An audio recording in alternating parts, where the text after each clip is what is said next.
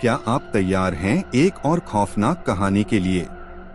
अगर आप भी हॉरर स्टोरीज के शौकीन हैं, तो इस वीडियो को लाइक करें, चैनल को सब्सक्राइब करें और घंटी के आइकन को दबाना न भूलें, ताकि आपको हर नई कहानी का अपडेट मिल सके। आज हम आपको सुनाने जा रहे हैं एक ऐसी कहानी जिसे सुनकर आपकी रूह कांप जाएगी। तो बिना किसी देरी के शुरू करते हैं द स्टैनले होटल। 1909 में कोलोराडो के एस्टेस पार्क में फ्रेडरिक स्टैनली और उनकी पत्नी फ्लोरा ने एक भव्य होटल बनाया, स्टैनली होटल। शुरुआत में यह अमीर यात्रियों और कलाकारों के लिए एक खूबसूरत रिट्रीट था, लेकिन धीरे धीरे यह जगह अपने अंदर छिपे अंधेरे रहस्यों से बदनाम होने लगी। सबसे भयानक घटनाएं हुई रूम 217 में। एक रात होटल की हाउसकीपर एलिजाबेथ विल्सन ने बिजली गुल हो जाने के बाद तेल का लैंप जलाया, लेकिन वहां गैस लीक हो रही थी। जबरदस्त धमाके में वह बुरी तरह झुलस गई, मगर बच गई। लेकिन जब सालों बाद उसकी मौत हुई, तो कुछ लोग कहते हैं कि उसकी आत्मा होटल छोड़कर कभी नहीं गई। सालों तक मेहमानों ने वहां अजीब चीजें देखीं, बंद कमरों से आती फुसफुसाहटें, पियानो जो अपने आप बजता था और गलियारों में सफेद साए।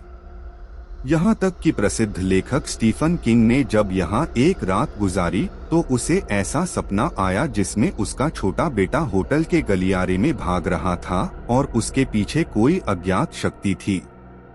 उसी रात किंग ने द शाइनिंग लिखने का फैसला किया। लेकिन असली डर की शुरुआत अब होने वाली थी। कहानी की शुरुआत, नई शुरुआत या अंत की शुरुआत।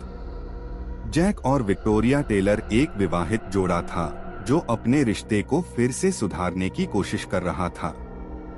जैक एक लेखक था जो अपने करियर में बुरे दौर से गुजर रहा था और विक्टोरिया को लग रहा था कि वह उसे खो रही है। जब उन्हें पता चला कि स्टैनली होटल में कुछ महीनों के लिए एक हॉन्टेड टूर गाइड की अस्थायी नौकरी उपलब्ध है, तो उन्हें लगा कि यह उनके लिए एक नई शुरुआत हो सकती है। लेकिन उन्होंने यह नहीं सोचा था कि यह उनके जीवन की सबसे भयानक गलती साबित होगी। पहली रात सब सामान्य था। होटल का इंटीरियर पुराना था लेकिन भव्य था। विक्टोरिया को यह जगह रहस्यमय लगी, लेकिन जैक को यहाँ रहना पसंद आया। लेकिन फिर दूसरी रात शुरू हुई। रात के 1 बजे जैक ने टाइपिंग बंद की और होटल के गलियारों में टहलने निकला। अचानक उसे एक कमरा दिखा जिसके दरवाजे पर कोई नंबर नहीं था। उत्सुकता से उसने धीरे से दरवाजा खोला। अंदर एक पुराना दर्पण था। जैसे ही जैक ने उसमें देखा, उसकी सांसें थम गईं।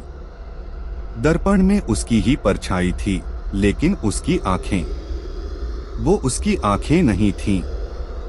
वे गहरे काले और खाली थीं।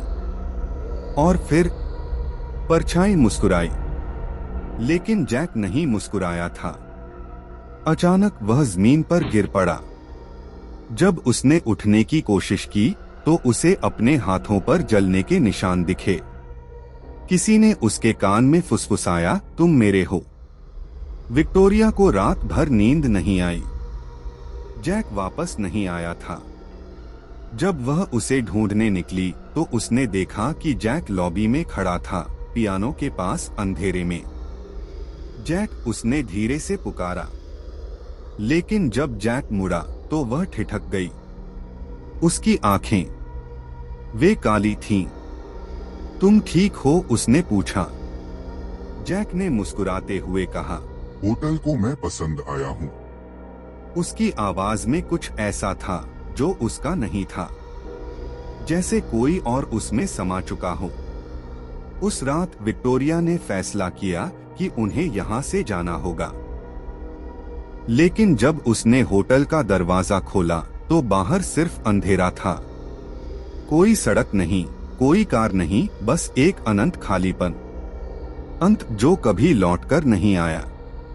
अगली सुबह होटल के स्टाफ ने नोटिस किया कि रूम 217 का दरवाजा खुला था।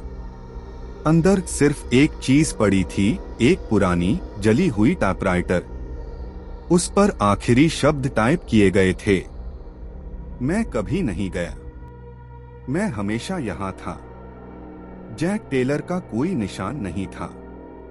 विक्टोरिया भी कहीं नहीं मिली। कुछ लोग कहते हैं कि अगर आप स्टैनली होटल के गलियारों में देर रात टहलें, तो आपको एक आदमी दिखेगा, एक अधखुली मुस्कान और काली आंखों वाला आदमी जो धीरे धीरे आपकी ओर बढ़ रहा होगा। और अगर आपको लगे कि कोई आपके कान में फुसफुसा रहा है, तो याद रखना, कुछ लोग होटल से कभी नहीं लौटते। अगर आपको ये कहानी पसंद आई हो, तो इसे लाइक, शेयर और सब्सक्राइब जरूर करें। ऐसी ही डरावनी कहानियों के लिए हमारे साथ जुड़े रहें। धन्यवाद।